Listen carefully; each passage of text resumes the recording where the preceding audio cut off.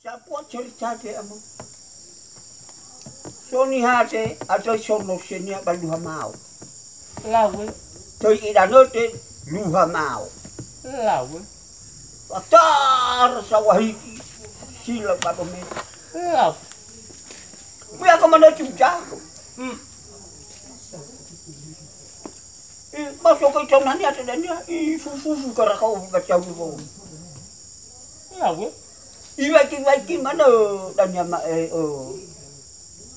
amat dan mae ate SOGAYÖ. Ya o channel lalati rai manusia badau.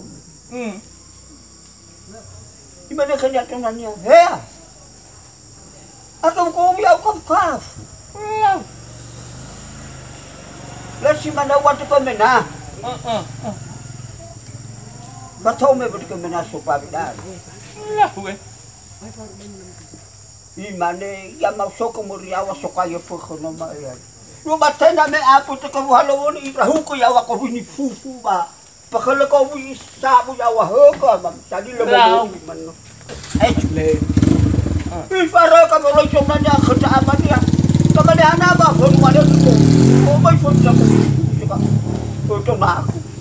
Mo kau ni ba ko ba ko mo ni fado ro aku mo ti. Ba yo ba ro ta ko ba lo fato me chane si mani fato me te ma ko. Ina ada la ko ya ba ya ma bisa. Pene ko yo ho ba ti ki ma ko ya yo ba ba ta le bo. O masih ni mono datu fato. Tadi ko na pa bili mata ko le to ta fa. Sabe to ina to kai fo si ma no cerita telefonate. Wa cerita telefonate ama misa. Ada na soni haya hane de kai ina wa mas tau mena. Ya boy ya ke tapal tu kai fo. Iya iya. Ada mukuna iya coba di hulu sih ada cerita sepa baru ke itu no.